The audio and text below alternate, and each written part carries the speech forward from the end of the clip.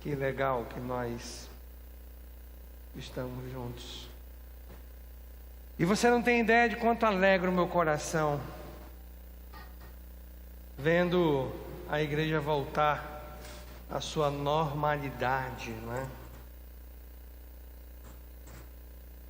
Porque isso aqui é necessário. É importante nós estarmos juntos. Eu peço a Deus que aqueles que estão em outro estado, não é? E em outros lugares e estão acompanhando pela internet, que também logo vocês possam estar de volta. Que Deus tenha misericórdia. A gente sabe que não foi fácil, não é? Aquele período todo. E eu confesso para vocês que a primeira coisa que Deus colocou em nossos corações não foi medo. Foi a necessidade de nós termos atividades, preenchermos o tempo das pessoas, criarmos programas remotos, digitais, para que os irmãos tivessem um amparo. Porque o medo ele gera pânico, não é? Quantas pessoas lutaram por causa do medo e ainda estão lutando agora. Mas é muito importante nós lembrarmos, e isso com certa regularidade, do porquê nós estarmos aqui. A Bíblia nos dá a devida orientação.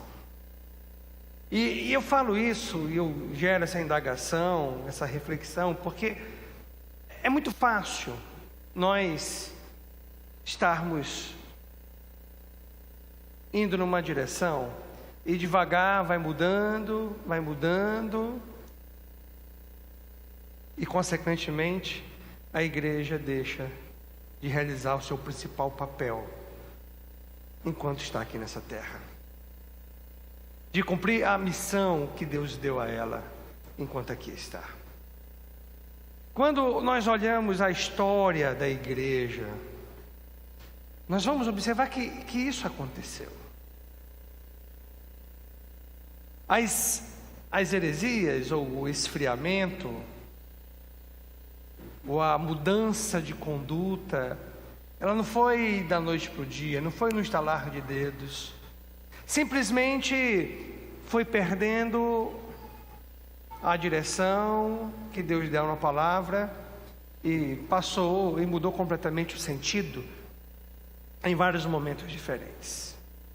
E para nos ajudar, nós temos os nossos propósitos, não é? Os propósitos como igreja, que na verdade são propósitos inspirados na palavra de Deus, que servem como um norte para a gente, que vai nortear os nossos passos, vai nortear os programas que nós realizamos, as atividades que nós fazemos ou que deixamos de fazer. E claro que tem muitas coisas que são importantes, mas tem questões que são essenciais, que precisam estar na base da igreja. E quando nós falamos nesses propósitos, e talvez você lembre até de visão, de missão, que às vezes as empresas colocam, né? E colocam ali para que todos vejam. Mas são propósitos inspirados nas Escrituras. O porquê de nós estarmos aqui. E são 6 propósitos. Até a igreja em Cascavel, lá no Paraná, eles colocaram uma época, não sei se ainda tem hoje, na parede, não é? Os 6 propósitos. Talvez fosse interessante ter formas, mas também colocar um monte de coisa na parede vai parecer um negócio estranho, não é? Vai ficar meio esquisito, não vai? E quando nós pensamos naquilo que vamos realizar como atividade da igreja, essa atividade precisa estar dentro de 6 propósitos, que é o evangelizar, ensinar, enturmar, engrenar, engrandecer e espalhar. Então, quando falamos de evangelizar, essa é a essência. Na verdade, a ordem primária que Jesus deixou para a igreja foi essa: ide por todos os cantos e pregue o evangelho a toda criatura. Agora, uma igreja não se sustenta apenas com o evangelismo. Nós necessitamos dos momentos de ensino. O ensino é o combustível na nossa vida cristã. É o que dá a sustentação. E quando nós olhamos tantas heresias, tantos ensinos falsos, tanta aberração que nós observamos que fazem nas Escrituras, e tudo isso porque o povo não conhece a palavra de Deus. O povo não conhece, esse é o motivo. E nós precisamos cuidar também do ensino, observando o que Deus fala na sua palavra. Mas também não apenas evangelismo, ensino, também o enturmar, nós fazemos parte, não é? É tão ruim você entrar numa igreja como essa e você sair daqui sem ninguém conhecer você, não tem interatividade. E pior que às vezes isso acontece, tem lugares que acontece por semanas, meses. Não. Nós precisamos fazer parte da vida um do outro. Nós precisamos meter o dedo na vida um do outro. Nesse negócio de dizer, eu não quero que ninguém se meta na minha vida, isso não faz parte da família de Deus. A família de Deus, você se importa com seu irmão, porque é mandamento bíblico, é ordem bíblica, nós nos importarmos uns com os outros. Nós temos que te ajudar uns aos outros a serem como Jesus. Nós precisamos estar engrenados, e nesse retorno, nós estamos voltando aos poucos, com os nossos ministérios. Nós não podemos ser um pino solto nessa máquina. Nós não podemos ser como uma verruga no corpo de Cristo. Verruga não serve para nada. Você pergunta qual é o dom? O dom de canto. Você canta o quê? Não, eu canto fico lá no canto sentado da igreja. Não, nós precisamos fazer parte disso tudo. Quando nós fazemos parte, nós nos sentimos parte disso tudo. Quando nós cooperamos, nós fazemos realmente, sentimos que fazemos parte. Quando damos o nosso tempo para o funcionamento da igreja, nós sentimos que pertencemos a esse corpo. Nós precisamos engrandecer a Deus, principalmente com nossas vidas. Cristianismo é muito mais do que uma mera tradição, é um estilo de vida, pautado nas Escrituras. Isso é cristianismo. E quando nós olhamos ao longo da história, nós vamos observar que a tradição sucumbiu à convicção. A conveniência tomou de conta da verdadeira adoração. E na verdade, nós temos que ser, como o apóstolo Paulo diz, sacrifícios vivos, santo, agradável a Deus. Sexto, de espalhar. Nós ainda vamos chegar lá. Agora, irmãos, é muito fácil nós perdermos essa direção. Nessa sexta-feira, aliás, ontem, sábado de manhã, eu fui numa loja. Eu ia comprar dois objetos, uma mola de porta de vidro, e uns pinos para a porta, pino de centro das portas que estava quebrado. Cheguei na loja naquela pressa, né? Eu tinha que fazer um roteiro. E meio-dia tinha que estar no último lugar, porque meio-dia fechava. Aí eu chego na loja. Primeira dificuldade é encontrar vendedor na loja. Aí até que apareceu, eu sentei, né? Eles ficam em umas mesas, a gente senta na mesma altura deles. E ele perguntou: o senhor tem cadastro? Olha, eu nem sei se eu tenho cadastro. O senhor não quer fazer o cadastro? Demora, acho que tem que ir ali. Não quero não, quero rápido. Aí então tá bom. Aí eu digo: quero isso aqui. Ah, isso tem que fazer cadastro, porque esse aqui tem garantia. Onde faz o cadastro? É lá com aquela jovem ali, ó. Tinha 3 pessoas na fila para fazer o cadastro com ela. Aí eu levanto, vou até ela. Aí eu vejo uma placa escrito: a missão da empresa: facilitar a vida dos nossos clientes. Aí eu olhei para a moça, 3 na minha frente. Aí eu olhei para uma pessoa, acho que era o gerente. Aquela é a missão da empresa, é? Facilitou muito. Saí dali, venho para cá, depois vou para lá e vou para lá. E aí depois que fez o cadastro, voltei com o vendedor. Depois que eu vendedor, fui fazer o pagamento. Aí depois que eu fiz o pagamento, aí tinha parte de entrega. Aí eu fui lá e entreguei a nota, não é? Aí você sabe, com esse negócio de máscara, eu não sei se eu estou ficando surdo, mas é o som que não se propaga direito, né? Aí a máscara ainda tem aquele acrílico na frente, é tanta proteção que é máscara, aí coloca a viseira e coloca o acrílico. E aí a onda sonora bate naquilo, né? E não se propaga facilmente. E aí eu lá 10 minutos esperando, entreguei. Olha, a missão da igreja: facilitar a vida dos nossos clientes. Cheguei lá, era mais 10h20, eu saí de lá, era mais de 11 horas. A missão da igreja: facilitar a vida dos clientes. E aí eu cheguei, né, ali, aí eu sentei: só pode sentar ali. Sentei. Aí eu fiquei, assim, sou muito agoniado, né? Sou muito tranquilo, para não dizer o contrário, muito agoniado. E aí eu fiquei lá, esperei. Aí passou 10 minutos, nada de chamar, 15. Aí eu fui lá, aí eu com um sorriso: moça, tá demorando, né? Qual é o seu nome? Meu nome é Anderson. Já chamei o senhor.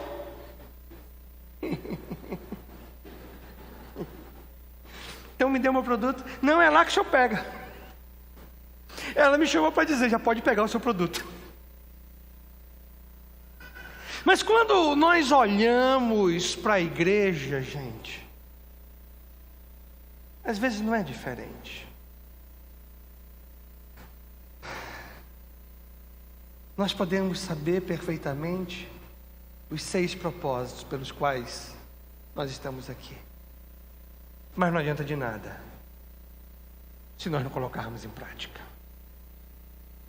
Vai ser assim que nem aquele estabelecimento que tinha uma missão de facilitar a vida do cliente, mas processo de funcionamento dificulta. E quando nós olhamos nas Escrituras, nós vemos que, olha, eu quero falar com você hoje do nosso primeiro propósito. Do nosso primeiro propósito como igreja, que precisa estar na base da igreja, que é a questão de evangelizar. Nós não podemos nos tornar numa igreja acomodada. Por isso que eu quis bater palmas, parabenizar você que veio no seminário, está aqui hoje, porque isso mostra que você tem comprometimento. Você pensa na obra, você não pensa em você. Porque é muito fácil nós acomodarmos. E para isso eu quero que você abra sua Bíblia no Evangelho de Lucas, capítulo 10, que aqui está o texto que nós vamos compartilhar hoje. Lucas capítulo 10. E diz assim, eu vou começando com você no versículo 1.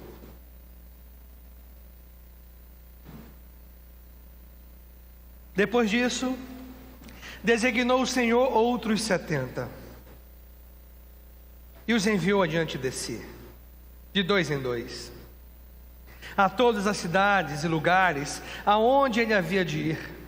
E dizia-lhes: na verdade a seara é grande, mas os trabalhadores são poucos. Rogai, pois, ao Senhor da seara, que mande trabalhadores para a sua seara. Ide, eis que vos envio como cordeiros no meio de lobos. Não leveis bolsa, nem alforje, nem alparcas, e a ninguém saudeis pelo caminho.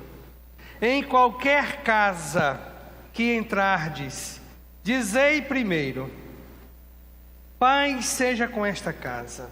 E se ali houver um filho da paz, repousará sobre ele a vossa paz. E se não, voltará para vós. Ficai nessa casa, comendo e bebendo do que eles tiverem, por digno é o trabalhador do seu salário. Irmãos, aqui ele fala do nosso primeiro propósito,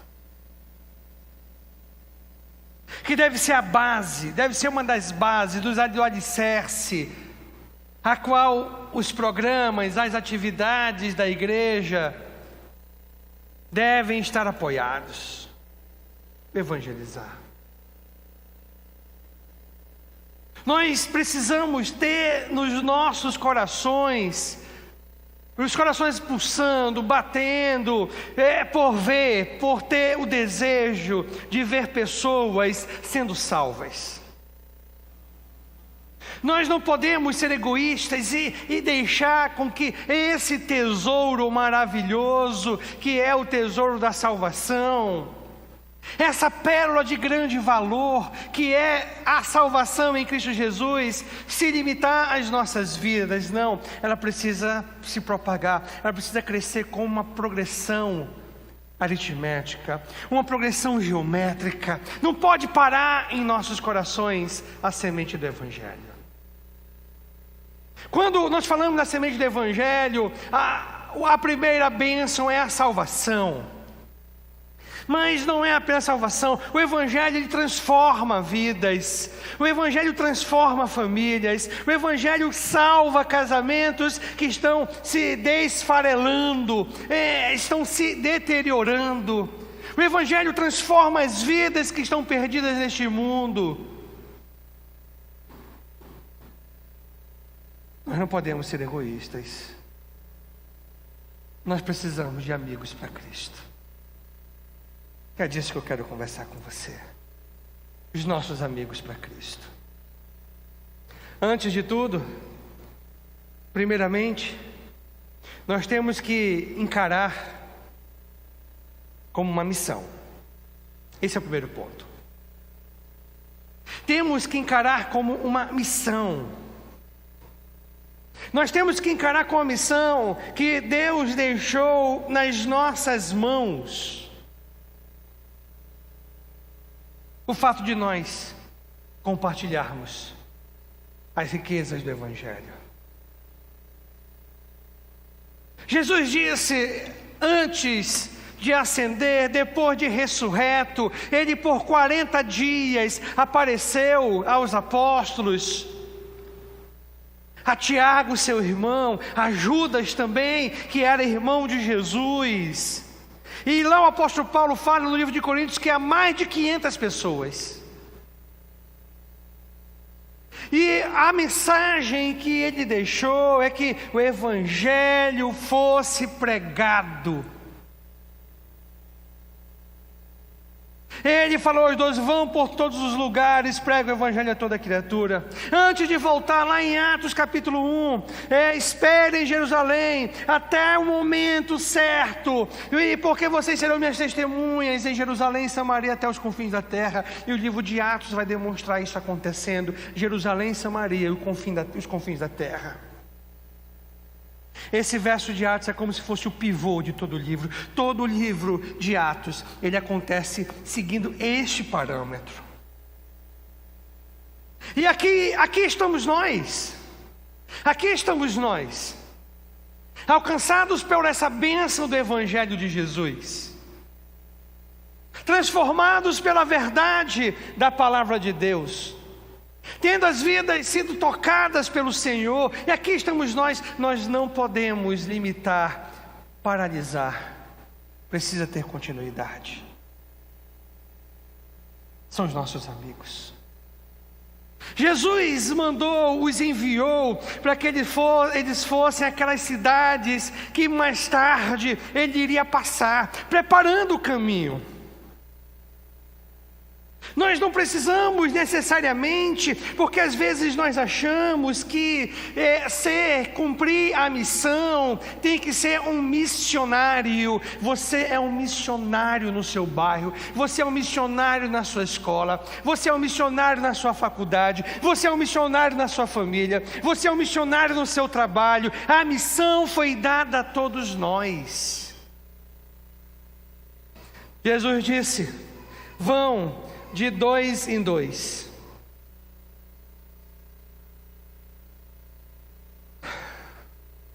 Não precisa nós irmos para outros lugares. É onde nós estamos. É onde nós estamos. É buscar os nossos amigos. As cidades que iremos é o mundo que está perdido. As portas que bateremos são os corações dos nossos amigos, das pessoas que nós conhecemos, da nossa família, da nossa comunidade, da nossa vizinhança. Irmãos, é um grande erro que às vezes nós cometemos, é nós nos acomodarmos na comunhão com os irmãos. E às vezes é tão boa essa comunhão que nós até temos um pensamento pecaminoso e até falamos: é tão bom o nosso grupo, não é? Eu acho que não é bom convidar ninguém mais para o nosso grupo. Eu já escutei isso várias vezes. É uma bênção o nosso grupo. Se o seu grupo é um grupo fechado, então isso mostra que ele não é uma bênção, ele é um problema. Porque nós precisamos agregar novas pessoas, precisamos agregar novas vidas. E a Bíblia fala, lá em Lucas 16, versículo 9, olha o que é interessante, depois de uma parábola, Jesus disse: por isso eu lhe digo, use as riquezas deste mundo ímpio para ganhar amigos, de forma que quando ele acabar, estes os recebam nas moradas eternas. Sabe qual é o problema? Nós estamos muito preocupados com essa vida e esquecemos do que está por vir. Nós estamos muito focados nessa vidinha e nós nos esquecemos que há uma eternidade pela frente e que aqui é uma missão que Deus colocou em nossas mãos. Aqui são almas para serem alcançadas, aqui são vidas que precisam ser resgatadas, aqui são pessoas que precisam da mensagem da cruz, essa mensagem transformadora. A missão é nós alcançarmos os nossos amigos para Jesus. Eu vou dizer para você uma coisa: esse novo horário facilitou para isso. Porque você convida o seu amigo para a igreja, depois sai daqui, vai comer uma pizza com ele, vai para a sua casa, já deixa preparado alguma coisa. Facilitou. Porque quando terminava o segundo culto, já era 9 horas, não é? Lembra disso? 9 horas. Aí já fica tarde. E também a sociedade mudou, está violenta. Aí o pessoal perguntava: onde é a tua igreja? Lá na ZL. Vou não. Que horas acaba, irmão? 9 horas. Rapaz, é zona vermelha, não é? Hoje Manaus toda é zona vermelha. Não tem mais lugar tranquilo. E nós vamos usar o que Deus tem nos dado, os nossos recursos. Irmãos, nós precisamos ter isso encalcado em nossos corações, essa preocupação, esse desejo de vermos almas sendo alcançadas, essa gana de ver almas sendo alcançadas, de compartilhar o Evangelho de Cristo, não como aquele pessoal que quer pescar com um anzol errado, sem a isca, e coloca lá. Você imagina só, você vai pescar, aí você quer pegar o quê? Eu quero pegar um peixe, não é? Talvez um tucunaré, aí você bota um anzol para pegar boto. Bota lá na água, vai pegar alguma coisa? E às vezes tem pessoas que fazem isso, colocando aquela caixa de som, e aí falando de Jesus, colocando lá na passarela, né, que atravessa a Avenida Grande Circular, aí colocando e gritando bem alto: se você não for para Cristo, vai para o inferno. É verdade? É, mas podemos ir com calma.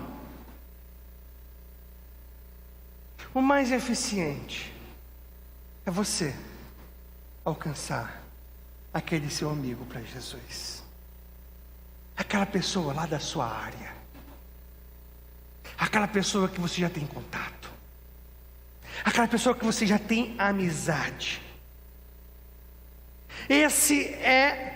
Essa é a melhor estratégia. Nós não precisamos sair daqui, da cidade de Manaus, para cumprir a nossa missão. Isso é importante nós entendermos. Aqui nós vamos cumprir nossa missão individualmente, cada um de nós. Fazermos amigos para Cristo e vermos esses amigos na glória eterna. Estamos observando algumas mudanças comportamentais nas pessoas pós-pandemia. Após a pandemia, as pessoas estão mais sensíveis. Parece que o pessoal não gastou muito dinheiro, né, na pandemia, agora estão tudo correndo, gastando, né? Minha mãe que brinca comigo ontem: meu filho, passei 3 meses sem gastar. Eu tenho que ir no shopping agora, comprar alguma coisa. E está tudo lotado.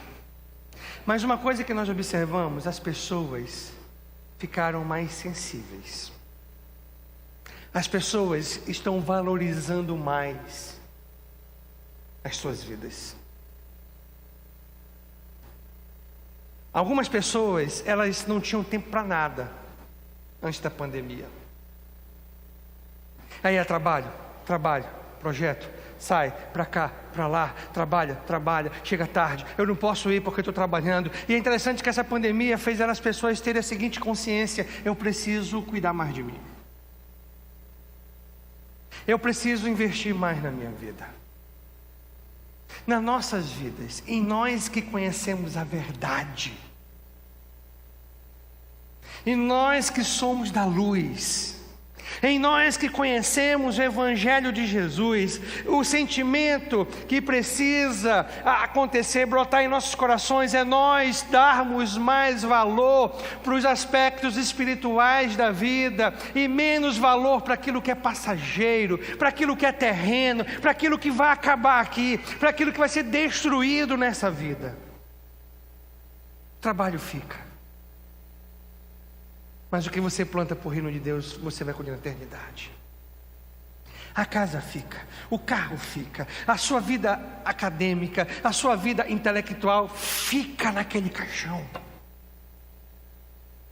O seu cérebro será comido pelos vermes, não vai levar.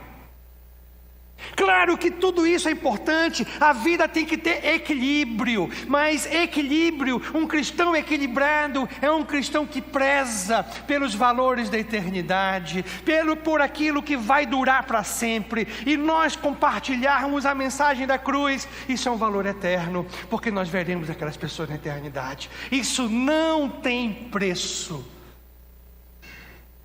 Tem alguns amigos seus que, se hoje morressem, não estariam na eternidade ao lado de Cristo. Isso é triste.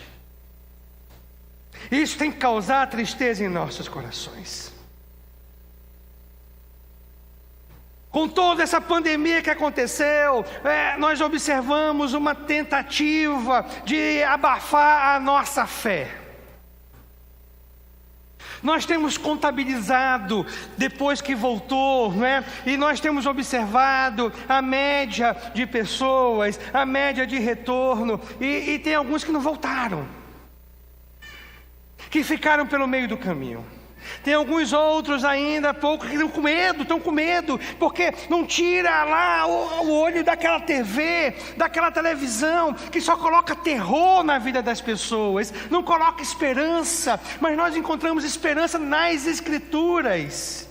Irmão, sabe por que nós estávamos aqui quase todo dia, gravando vídeo, fazendo programa? Porque nós desligamos a TV e estávamos com a Bíblia, com a palavra de Deus. E quando nós estamos com Deus, nós temos paz no coração. Quando nós estamos com Deus na direção, nós confiamos que tudo coopera para o bem daqueles que amam a Deus, que até a quantidade de fio de cabelo de nossa cabeça Ele conhece, e não cai um cabelo sem o consentimento dEle. Porque senão nós estaremos paranoicos. Confie mais em Deus e menos na TV. O diabo tentou abafar. É impressionante.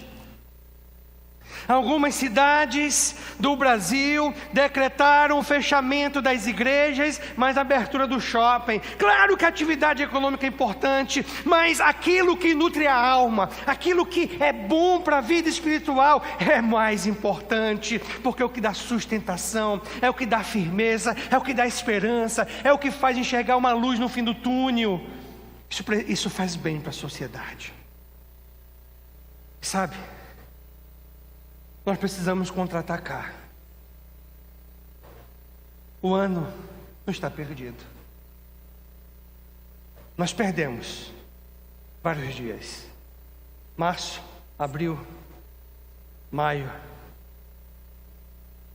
E voltamos em junho às atividades. 3 meses.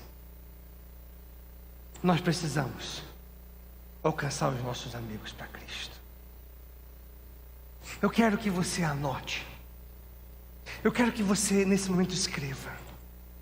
Quem são as pessoas dentro do seu círculo de amizade? Dentro do seu nível de influência? No seu trabalho? No local que você estuda? Na sua família? Na sua vizinhança? Anote. Vou pedir que você anote. Escreva o nome. Escreva o nome dessas pessoas. Escreva o nome delas. As pessoas que você vai estar orando a partir de hoje. As pessoas que você vai estar programando a partir de hoje. Aquele momento para você tentar criar meios para compartilhar a mensagem da cruz. Mostrar a esperança de vida que nós temos. As pessoas necessitam disso. Você escreveu o nome? Você também que está aí, escreveu? Anote lá. Coloque o nome daquelas pessoas que você vai se esforçar para compartilhar a mensagem da cruz. Nós não podemos cruzar os braços. Não podemos. Nós temos que botar a mão na massa. E nós vamos realizar essa tarefa com estratégia.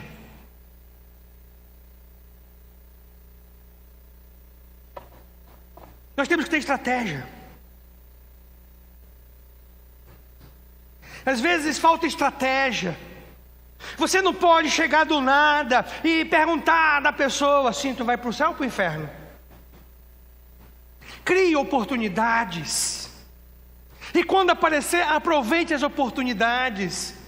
E sabe qual é uma forma que podemos criar oportunidades? Criando ambiente. Convide seu amigo para um cafezinho na sua casa. Convide aquela pessoa para compartilhar uma refeição com você. Irmãos, é pouco tempo que nós temos. Não adianta nós conhecermos a missão que Deus colocou em nossas mãos, que Jesus deixou para a igreja. Você é a igreja de Jesus. Foi para você que Ele deixou. Naquele momento que Ele disse aos discípulos: vão por todos os lugares e pregue o evangelho a toda criatura. Você precisa tomar para si aquela ordem dada por Jesus. Não adianta você conhecer essa missão se você cruza os seus braços e não faz nada. Que nem aquela empresa que tem uma missão, mas faz completamente diferente da missão que ela tem. E nós precisamos usar de estratégia aquilo que Jesus disse em Lucas 16, que eu li para você, 16:9. Use as riquezas deste mundo ímpio para ganhar amigos. É a sua casa, então convide para a sua casa. Compartilhe uma refeição e seja estratégico, convide os seus amigos da igreja. Sabe o que as pessoas necessitam? De boas amizades. O mundo não tem boas amizades. No mundo, elas são convidadas para encher a cara, elas são convidadas para usar droga, elas são convidadas para as festas imorais, elas são convidadas para a promoção da perversidade. E aí você vai convidar para um programa na sua casa e as pessoas precisam. Era primeiro que elas tinham o seguinte: tem que quebrar aquele paradigma de que crente é bicho chato, crente é bicho abestado, crente não tem vida. Não, acaba com isso. Aí vai chegar lá, vai ver que você é alegre, que os amigos que estão são alegres, o pessoal ri, que coisa legal, pois é coisa legal, e são alegres. E lá não bebem, lá não fumam, lá não usam droga. E aí vão dizer: puxa, é disso que eu preciso. Não basta você apenas colocar esse nome na sua lista. Você tem que programar atividades para alcançar essa vida. Não é só colocar o nome. Promova atividades. Você vai chamar um grupo de pessoas, 2 casais junto com você. Churrasquinho é bom que um ajuda o outro. Aí traz só um visitante. Não é cada um levar um, não. Só traz um visitante. E deixa que eles vão querer essa alegria que tem em nossos corações. As pessoas necessitam disso. Segundo ponto. Então vamos lá. Temos que encarar a nossa missão. Segundo, mesmo enfrentando dificuldades.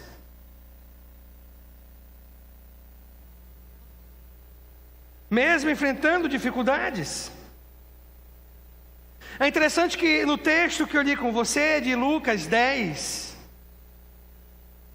que é o texto principal aqui da nossa conversa, Jesus diz: na verdade, a seara é grande, mas os trabalhadores são poucos. Deixa eu explicar para você. A colheita é grande, mas poucas são as pessoas que decidem participar da colheita. Deixa eu deixar mais claro ainda. O campo está cheio de gente sedenta por Jesus, que necessita de Jesus, que está com sede de Jesus, mas tem muita gente de braço cruzado que não faz nada, que olha e faz de conta que não vê, que está tão preocupado com essa vidinha, com as atividades daqui, que esquece de participar da colheita. É isso que Jesus está falando aqui. Agora, é muito interessante que a primeira expressão que nós lemos no versículo 1 da leitura que eu fiz de Lucas 10 com você, ele diz: depois disso. E é de extrema importância nós voltarmos, olharmos atrás para entendermos depois disso o quê. Que é interessante quando nós vamos entender o que é que Jesus está falando, o que que aconteceu anteriormente a esse fato de Lucas 10, nós vamos entender por que a seara é grande e poucos são os trabalhadores. É lá no final do capítulo 9, onde Jesus apresenta 3 situações de 3 pessoas. Nós temos esse mesmo ocorrido em Mateus 8, só que aqui em Lucas apresenta 3, Mateus 8 se limita a 2 exemplos dados por Jesus, e Lucas dá os 3 que Jesus deu. E o primeiro ele diz a seguinte: e a caminho apareceu um homem e disse para ele: Senhor, eu te seguirei aonde tu fores. E Jesus disse para ele: olha, as raposas têm covis, ou seja, a raposa tem sua toca, a raposa tem onde dormir, as aves do céu têm os seus ninhos, têm onde descansar, têm onde dormir, mas o Filho do Homem não tem onde reclinar a cabeça. Sabe o que é interessante? São 3 situações. A segunda situação, ele diz o seguinte: Jesus diz: siga-me. Ele diz: Senhor, deixa primeiro eu sepultar o meu pai. Aí Jesus dá aquela frase clássica: deixa os mortos sepultarem os mortos. Aí ainda tem um terceiro elemento aqui em Lucas, que disse também outro: Senhor, eu te seguirei, mas deixa-me despedir primeiro dos que estão na minha casa. Aí Jesus disse: ninguém que lança a mão no arado pode olhar para trás. É interessante. Aqui vai nos falar 3. São 3 tipos de pessoas que explicam porque a seara é grande e poucos são os trabalhadores. O primeiro que disse: eu deixei contigo. Aí Jesus disse: olha, os lobos têm onde tem a sua toca, as aves têm o seu ninho, mas o Filho do Homem, ele, Jesus falando, o Filho do Homem era ele, não tem onde reclinar a cabeça. Jesus quer dizer o quê? Não é fácil, e tem muita gente que é só do barulho. Quando começa um ano cheio de projetos, cheio de decisões, quando termina um culto cheio de decisões, uma lista de decisões, um monte de nome anotado no papel, mas não passa de empolgação, só zoada. Não são determinados em cumprir aquilo que é importante. Só oba-oba. Jesus está dizendo: olha, meu irmão, não vai ser moleza, não vai ser fácil, mas nós precisamos ser determinados em levar a mensagem da cruz. O outro que diz: Senhor, deixa primeiro eu enterrar o meu pai. Talvez você não entendeu esse versículo. Aqui não estava acontecendo um velório. Aqui ele não diz: Senhor, meu pai morreu, eu vou lá fazer a cova, depois que eu colocar ele na cova, aí eu consolo o pessoal, aí a gente se encontra. Não. Você precisa entender a cultura judaica. Aqui, o que estava acontecendo era o seguinte: o filho mais velho, que recebia a herança, que era o herdeiro de tudo da família, ele tinha a obrigação social de cuidar do pai até a morte do mesmo. O que ele estava dizendo aqui é o seguinte: Senhor, eu vou te seguir, mas vamos fazer o seguinte: quando meu pai morrer, tá? Eu tenho que cuidar dele. E Jesus diz: deixa que os mortos enterrem os mortos. São as pessoas com as prioridades erradas, que se ocupam com aquilo que é desnecessário, que se dedicam a ocupar, a gastar o seu tempo naquilo que é temporal, naquilo que é passageiro, esquece do principal. Irmãos, nós só estamos aqui porque tem pessoas que precisam da mensagem da cruz.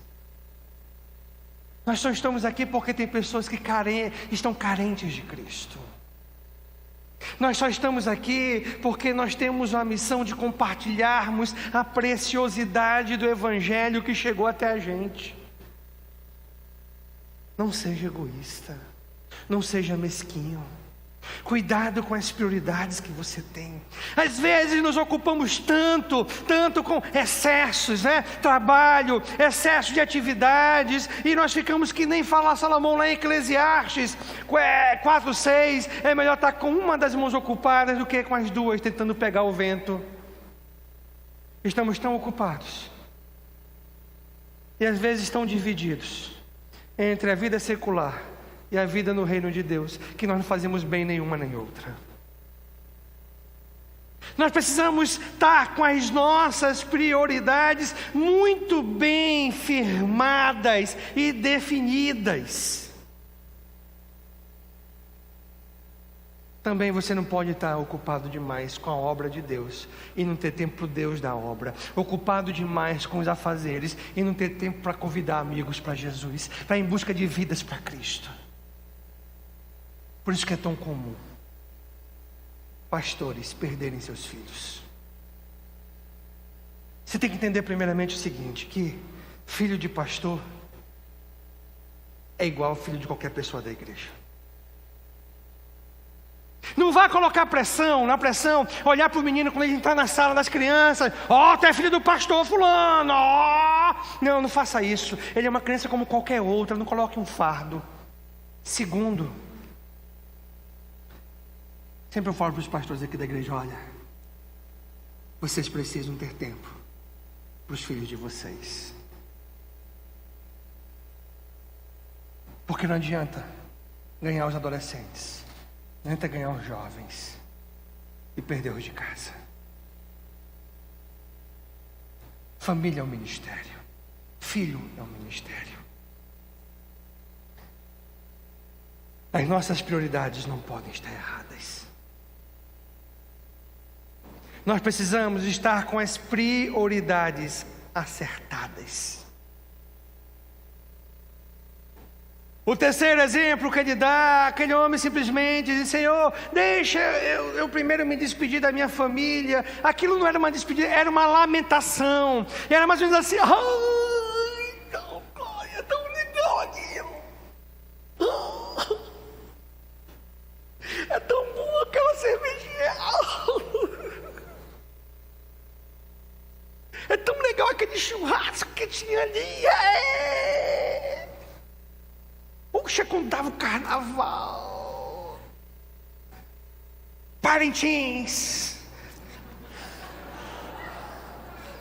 Bate forte, tambor. Meu irmão, ou nós servimos a Deus ou ao diabo. Quando Jesus diz: quem coloca a mão no arado não pode olhar para trás. O arado ali é onde fazia-se aquela vala para poder colocar semente. E se você olhasse para trás, saia torto. E quer dizer o seguinte: você está aqui na obra de Deus, no reino de Deus. Aí você começa a olhar: puxa, mas olha, se não tivesse aqui, eu estava lá naquele encontro. Na bagaceira. Você não vai fazer a obra de Deus bem feito. Não tenha coração dobre. Cuidado com o amor ao mundo. Nós precisamos priorizar, honrar, dedicar-se à obra de Deus. Irmãos, o tempo é pouco, mas a obra é grande. Grande é a seara, mas poucos são os trabalhadores. Eu quero nesse momento terminar com você orando a Deus pelas pessoas que você vai lutar esse ano de 2020. Vamos olhar esse ano como um recomeço, esse momento como um recomeço desse ano. De cabeças baixas, baixe sua cabeça.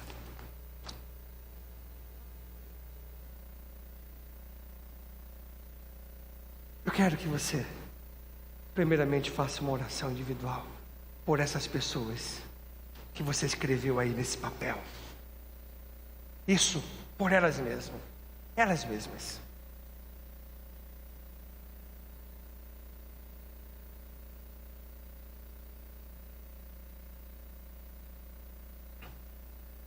Pai, eu não sei quem são as pessoas que o Senhor colocou nos corações de cada um desses irmãos, de cada uma dessas pessoas que estão acompanhando esse nosso culto. Mas uma certeza eu tenho, que existem vidas, existem almas que carecem de Ti, e nós temos a responsabilidade de alcançar essas vidas. Que o Senhor nos dê comprometimento, que o Senhor nos dê determinação e alegria para cumprir a nossa missão, a missão que o Senhor colocou em nossas mãos. Que o Senhor nos ajude. Nós estamos com os corações abertos para fazer a Tua vontade, no nome de Cristo.